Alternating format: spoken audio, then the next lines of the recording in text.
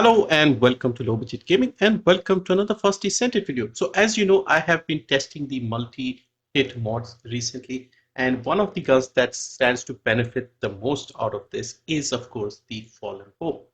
Now since the game has come out, a lot of us including myself who like playing Freyna have always wanted a gun that went well with her, and the Fallen Hope seemed to be that gun, but it never got a proper buff or something like that. And we have been using the Secret Garden. Now, the Secret Garden is good. Secret Garden gives you some skill power as well, but it doesn't shoot fast enough. So if you wanted a build where you're using your skills and also using the gun to do quick damage, Secret Garden wasn't fulfilling that role. However, now with the multi-hit mods, the Fallen Hope has, taken a step up, and it is now a good combination. If you like your Descendants with a specific gun and a playstyle, now I think this playstyle for Freyna is very satisfying. Previously, we were just throwing the Qs and just standing and waiting for the enemies to die. With the game changing a little bit and enemies increasing in quantity in certain areas and being a little more powerful, that doesn't seem to work. So you need to be a little more active. So you throw your skills, shoot the enemies and things like that. And now, as you can see in the background, I have tested this on the high risk difficulty of the Sigma sector, both maps. And I was very satisfied with the gunplay because it felt fun to play now. Because yes, Inez or Serena, they have their skills at flying and all of that. Now this was like a good balance between throwing your skills, using that, and then using the gun to do damage, and still getting a good, clear, satisfying time. I've also worked on making the gun as smooth and easy to handle as possible, aiming properly, reducing recoil and things like that. Okay, so now let's get into the lab and test the gun and show you what I've done with the build. Alright, so here we are in the lab. We have the Legion of Immortality. These guys are weak to toxic and they are level 260. Now I'm not recommending that you use the gun in the Void Erosion first because that is the only place you'll see the 260 enemies. But I wanted to show the power of the gun now because there is a night and day difference in this gun's ability from like a few months ago to now with all the cores and everything. So let's destroy these guys here. You can see that was the unique ability again.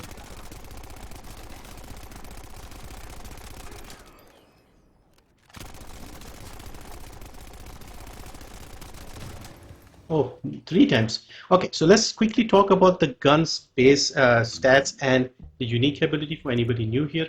So firearm attack is 12,000, toxic, it has a fixed element, this gun toxic obviously, and 4,471. Fire rate is 600. Now I don't recall if it always had 600. Rounds per magazine 35 by default. Reload time 1.7. It doesn't have good crit rate and crit damage. This is why we are building with multi-hit. And then we have our aim and hip fire is not good, and this is partly because of the unique ability. It actually reduces the recoil. Like if it wasn't minus 20, that would be 91 and 88 or something like that. So yeah, that is unfortunate. The unique ability has always been the weak point of this gun. It's basically when you shoot an enemy that is poisoned, when they die, they explode, okay? And they inflict poison damage to nearby enemies. So that is the unique ability. Now, on paper, that sounds great, but it has a low trigger rate, only 40%. The Thunder Cage, for instance, has a 100% trigger rate. This has a low radius, only 6 meters. Again, the Thunder Cage has much higher, I think like 15 or something.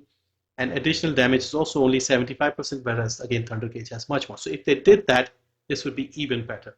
I don't know why they are holding back, but that would improve the unique ability significantly. But at this point, we have been using the gun without really worrying about the unique ability. If it triggers, it's a plus. If it doesn't, not a big deal.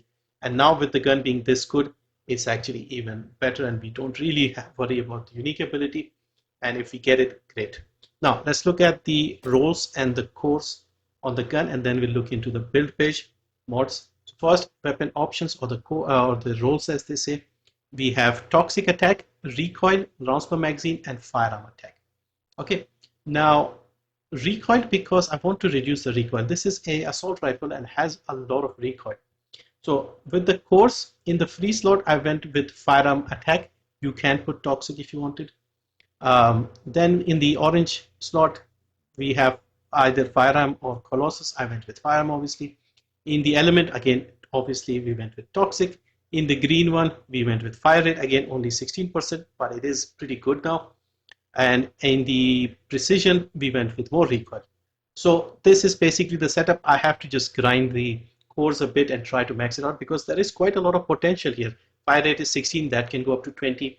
Toxic is 180, 162, it can go up to 184. Even the firearm attacks, I have 75 and 78, that can go to 80 each. So there's plenty of room for improvement here. I won't change the recoil because I'll show you how much the recoil has been reduced. Okay, let me show you the recoil here. For this purpose, I have a second Fallen Hope here, okay, with no recoil adjustments. I wanted to show you what the default recoil is and why I adjusted this. You may have also noticed while I was shooting at the Vulgus that the gun felt and looked much smoother and easier to shoot. So this is the second Fallen Hope with no recoil reduction. Okay, so what I'll do is I'll aim here and I'll just hold down the mouse button. I'll try not to control the recoil by pulling down the mouse. So I just press the left mouse button, hold it, and you'll see how wild the recoil is on this gun. So you can see here all over the place, kicks up, goes left and right, quite a bit of recoil. Okay, now I'll show you the gun we have built and the recoil on this gun. Okay, same thing, holding down the left mouse button, not pulling down the mouse. And this is what we get now once we have put so much recoil reduction. We have actually completely minimized the recoil of the gun. So if you see over here, minimum recoil. Okay, very, very good and very nice to use as well. Let's look at the build page now. So this is the mod page. This is very standard when it comes to non-crit build, only for the inclusion of the multi-hit stuff. So that is the only exception. Everything else is the same. So rifling reinforcement, action and reaction, and charge amplification. These give you firearm attack. And then you have the expand weapon charge to give you more ammo. 2 toxic mods to give you more toxic damage. We have toxic on the roll, we have toxic on the core, we have toxic on the base stat of the gun, and we have 2 mods for more toxic. Okay. Now we come to the main 3 mods here. Multi percussion sight. This gives you 30% multi-hit chance at the expense of critical hit damage. We are not building into crit, so we don't mind sacrificing the crit damage. Similarly, we have multi-piercing sights. This gives you 70% multi-hit damage when you do the multi-hit, and again at the expense of crit damage. We don't care. The Fallen Hope has probably among the highest, maybe the highest multi-hit damage base, so this will just make it even better. And then we have multi-hit induction. Now this one will explain why I went with so much recoil reduction. Okay, on hitting weak points, multi-hit chance plus 5.7% for 5 seconds. So you get a plus 5.7% stack of multi-hit chance, and you can get up to 10 stacks. Okay, so this is what will happen when you use this mod. Because we are getting multi-hit and all of that, but we want the chance to be high, otherwise there's not much point to it. Okay, so aim for the weak point. It's easy to build up the stacks here. You'll notice multi-hit induction on the left. Now we just get 10 rounds, very easy. Oh, he's dead. I need to make him invincible. Yeah, that is how good the gun has become. Okay. Look at the multi-hit, 87%. Wait for it to drop, and default is 30 like we said. It goes up to 87. Now if you have 87, you are pretty much set, I guess. So that is why I went with so much. Now one more thing you can do to improve this, which I haven't been able to do because my Arche Tuning isn't leveled up, is reduce the improve the accuracy. Okay, so I have to 11 points. Let's see if we can do that. So if we go here, accuracy. This should take us very close to 100%. 98 and 92, good enough in my opinion. Okay, 98, you'll be aiming down sights. I like to use, I aim down sights more than hip fire, and I'm getting almost 98% and 98 aim shot accuracy. So that is good enough for me. I'm happy with that. So we have removed the recoil. We have almost maxed out the aim accuracy, we have made this gun very, very smooth to handle. Now, if you have the full Arche tuning board, you could go on. Actually, let me get Serena, and then I'll show you the setup that I would use for the gun.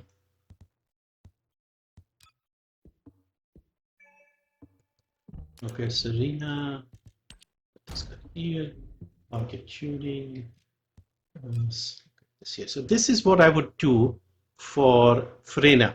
Imagine this is Frena, and we are using the Fallen Hope. So we would go this side, get the accuracy, get the multi-hit damage, get the multi-hit chance, get this node here, all of this. This is all for the gun, and then whatever leftover points you have, you use that to get more MP, skill power, duration, get some more skill power, and this would be my setup for Frena and Fallen Hope together, where we are using the gun and her abilities together. So this is the setup. And since we are here with Serena, one more thing I wanted to mention. If you are using this gun with Serena, don't use this mod, because you know Serena already has the second ability gives her 50% multi-hit chance and multi-hit damage, and the inversion perk gives her 18% more. So don't use this mod. Use multi-bullet on Serena, this one. This will give you damage, multi-hit damage, plus 5%, 3 stacks, so you'll increase the damage further, and it will inflict deep wounds on enemies, which will burn them longer. Obviously, if you are going with the Serena and stuff, use the appropriate element from inversion and here as well. But if you wanted to stick with toxic, let's say in a region where enemies are weak to toxic, you can do that as well. So yeah, this would be something you could use with Serena. Okay, back to Frena.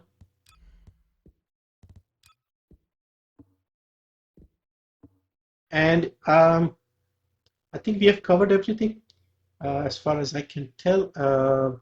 Yeah, so that is the build for the gun. Here's another look. These 3 mods are what we need. Try to aim for the weak point. Try to reduce the recoil, like I said, and the gun will feel nice. It will work better. It will do a lot of damage. You can put more tuning points to the gun or a little more towards Frena, and just find a balance that you enjoy doing. And yeah, that is the setup. I'm very happy. I tried using Frena today, and it's been a while because we've been using Inez for a while, and then Serena has come out, and it was nice and fun to play Frena again, because Frena has been my favorite Descendant since the game started. She got a buff that was pretty good, but she never had the perfect gun for her. Secret Garden, like I said earlier, is good, but it gives a boost. It's good if you don't want to use the gun. Okay, but now if you want to have a playstyle where you're shooting and throwing your toxic, this gun is now perfect for that. And Sigma Sector is the best area for that purpose as well. It's wide open, so you have to shoot enemies. You cannot spread your poison everywhere, despite the range on this. But yeah, it is much more fun, and hope you enjoyed this build. I'm very happy. I'll play more Frena. I need to get her Arche tuning leveled up as well. So when I make an updated Frena build or something, I'll show you everything again. But yeah, this is the build for Fallen Hope. Hope you liked it. I'm very excited. I'm very happy to see Fallen Hope being viable again. And yeah, let me know what you think. Thank you for watching. See you next time.